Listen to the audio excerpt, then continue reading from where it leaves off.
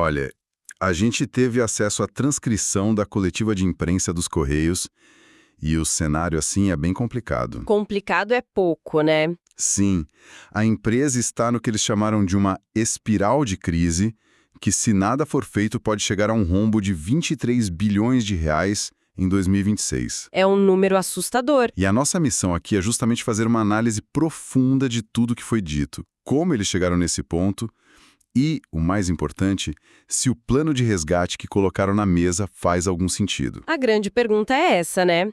Se é um resgate viável ou uma aposta desesperada, talvez até com dinheiro público em jogo. Exato. Vamos analisar os fatos.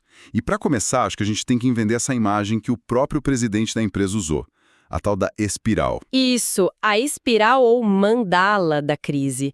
É uma imagem muito boa porque mostra que não é um único problema, é um sistema, sabe? Uma coisa leva a outra. Certo. A espiral.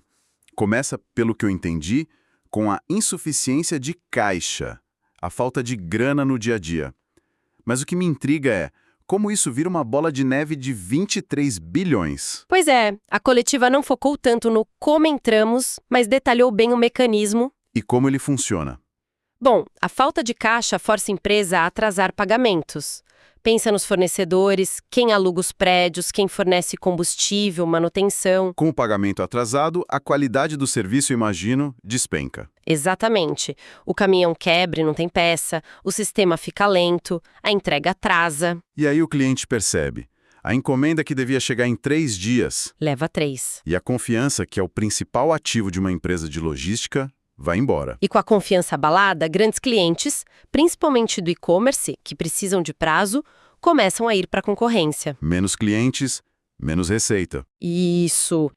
E menos receita agrava o problema original, a falta de caixa. O ciclo recomeça, só que de um ponto muito pior. É uma espiral para baixo mesmo. Entendo o ciclo. Mas, ainda assim, 23 bilhões. Esse número parece, quase inacreditável.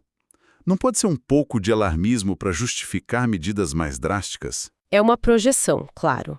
Mas a lógica por trás é a de uma sangria que não para. Se nada for feito, a perda de receita acelera, os custos fixos continuam lá, a dívida vira uma avalanche. Então, os 23 bilhões seriam o cenário do colapso total. Basicamente sim, é o que eles precisariam em 2026 para cobrir o buraco e continuar operando se essa espiral não for interrompida. Ok, o diagnóstico é assustador. E a primeira reação a um incêndio desses é pegar o extintor, né? E o extintor deles, pelo que vi, foi um empréstimo bem grande. Exatamente, essa é a fase 1 do plano, a de recuperação de liquidez. É uma operação de estancamento, puramente emergencial. E de quanto foi? Conseguiram um crédito de 12 bilhões de reais com um pool de bancos. Banco do Brasil, Caixa e Bradesco entraram com 3 bilhões cada. E o resto? Santander e Itaú com 1,5 bilhão cada. O desembolso é rápido, 10 bilhões agora em 2025 e os outros 2 bilhões já em janeiro de 2026. 12 bilhões. Mas isso só vai comprar tempo, certo? Não resolve a causa do problema.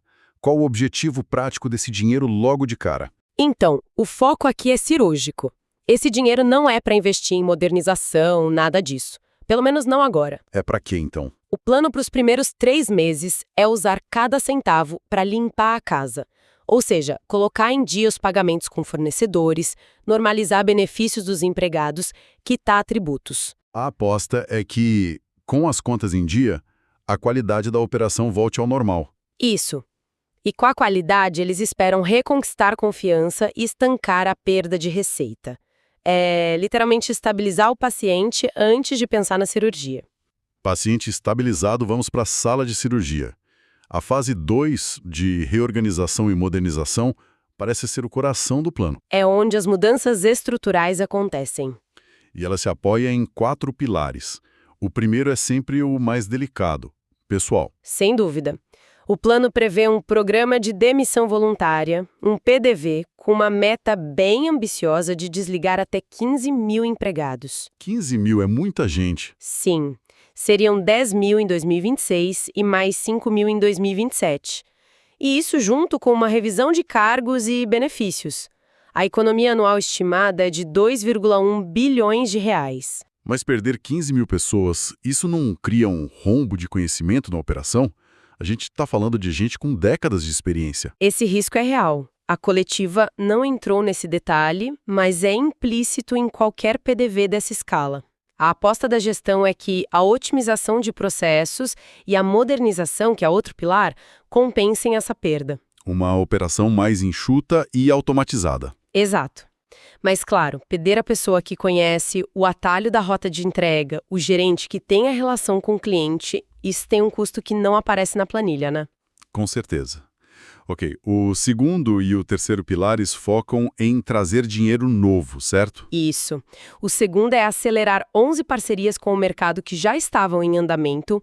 A expectativa é gerar 1,7 bilhão em receita até 2027. E o terceiro? O terceiro é a gestão de ativos. Basicamente, vender o que não está sendo usado. A meta é arrecadar 1,5 bilhão em 2026 com a venda de imóveis ociosos e operações de sale and leaseback. Espera aí, 1,5 bilhão em imóveis? Um jornalista na coletiva questionou exatamente isso. E foi uma ótima pergunta. Ele apontou que, entre 2023 e o fim de 2024, os Correios arrecadaram só 19 milhões com imóveis. Como eles vão saltar de 19 milhões em quase 2 anos para 1,5 bilhão em um ano só? Isso parece realista. Essa pergunta forçou a diretoria a detalhar a estratégia. A resposta foi que o modelo antigo de venda é muito lento. Para atingir a meta, eles planejam duas coisas. Que seriam? Primeiro, contratar plataformas especializadas em leilões, que são mais ágeis. E a segunda, que é a grande aposta, é a possibilidade de criar um fundo de investimento imobiliário, um FII. Ah, um FII. Exato. Em vez de vender um por um, eles empacotam centenas de imóveis nesse fundo e vendem as cotas no mercado. Isso permite levantar muito dinheiro de uma vez só. Faz sentido. É uma engenharia financeira mais sofisticada. E o quarto pilar? Voltamos para o corte de custos. Sim, o quarto pilar é o redesenho da rede de operações. Usar tecnologia para otimizar rotas, fechar centros de distribuição ineficientes. Fechar agências. Sim, fechar agências deficitárias. O impacto financeiro aqui é o mesmo do pilar de pessoal, uma economia de 2,1 bilhões por ano. E sobre fechar agências, que é sempre um tema polêmico, principalmente nas cidades pequenas. Esse ponto foi garantido na coletiva. O presidente afirmou que qualquer fechamento vai respeitar a obrigação de universalização do serviço. Nenhuma cidade ficará desassistida. A otimização seria então nas cidades maiores. Exatamente, onde há sobreposição. Então, se a gente olhar o quadro geral, a fase 2 é uma pinça. Corta custos nos dois maiores ralos, pessoal e logística, e ao mesmo tempo tenta gerar receita nova com parcerias e imóveis. Ok. A cirurgia é profunda. E depois vem a fase 3 de crescimento. Aqui a conversa muda de cortes para o futuro. Falar em contratar uma consultoria para estudar novos arranjos. O que é arranjo nesse contexto? Essa palavra é a chave. Arranjo societário. O presidente foi cuidadoso em dizer que privatização não é o foco agora. Mas ele abriu a porta para parcerias muito mais profundas.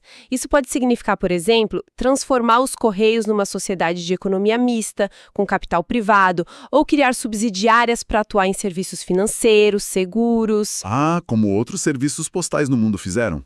Exatamente. Ele citou os exemplos da França e da Alemanha, que diversificaram muito suas receitas. Então não é privatização, mas é uma porta entreaberta para um modelo que não é mais 100% estatal, uma sinalização para o mercado. Perfeito, é dizer, estamos arrumando a casa para quem sabe receber um sócio no futuro.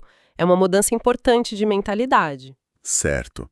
Mas aí chegamos nas perguntas dos jornalistas, o teste de estresse do plano. E uma das perguntas foi sobre uma conta que não fecha. A necessidade de capital é de 20 bilhões, o empréstimo foi de 12. Faltam 8 bilhões. De onde vem esse dinheiro? E aqui veio a informação mais explosiva da coletiva. Pressionado, o presidente confirmou que existe a possibilidade de um aporte do Tesouro Nacional para cobrir essa diferença.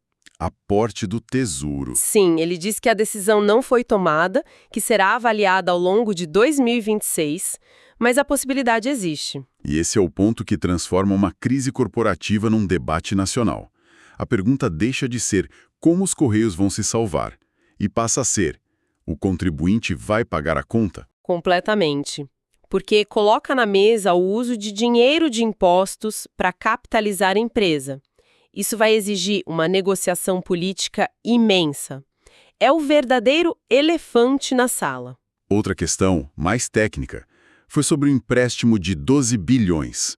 Um jornalista perguntou se precisaria de aprovação do Senado. Sim, e qual seria o plano B se não passasse? O risco político de travar a primeira fase. E a resposta? A resposta tranquilizou. A diretoria explicou que a autorização do Senado só é necessária para operações de crédito externas.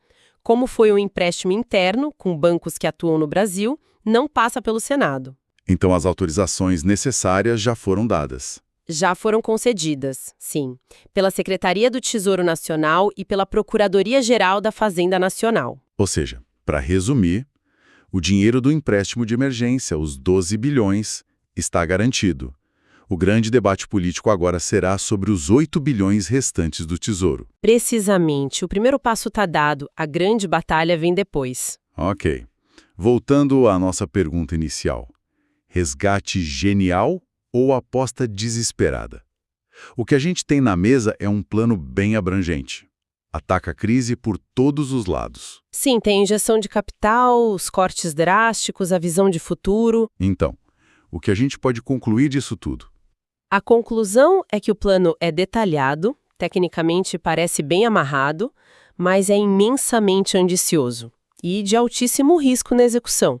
O sucesso não está no PowerPoint, né? Tá na trincheira. Exato. Navegar um PDV para 15 mil pessoas é complexo. Vender 1,5 bilhão em imóveis, algo que sempre foi um processo super lento, exige uma agilidade inédita para uma estatal. E, acima de tudo, a decisão política sobre usar ou não os 8 bilhões de reais do Tesouro. Esse será o teste de fogo. Cada uma dessas frentes é um desafio monumental. É um roteiro bem escrito para salvação, mas a filmagem pode ser um desastre. É uma ótima analogia. Isso nos leva a um pensamento final, sabe? Uma provocação. O plano menciona aprender com o que outros serviços postais fizeram, como entrar nas áreas financeira e de seguros. Certo. Isso levanta uma questão para a gente refletir.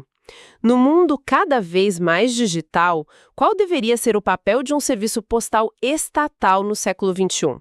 Além de entregar cartas e encomendas, como essa capilaridade única, essa presença em cada cidade, poderia ser usada para gerar valor de outras formas? Oferecendo outros serviços. Talvez serviços bancários básicos, sendo um ponto de apoio para outros serviços públicos, um hub logístico para pequenos produtores. O plano de resgate pode resolver o problema de hoje, mas é a resposta a essa pergunta que vai definir se os Correios serão relevantes ou apenas sobreviventes nas próximas décadas.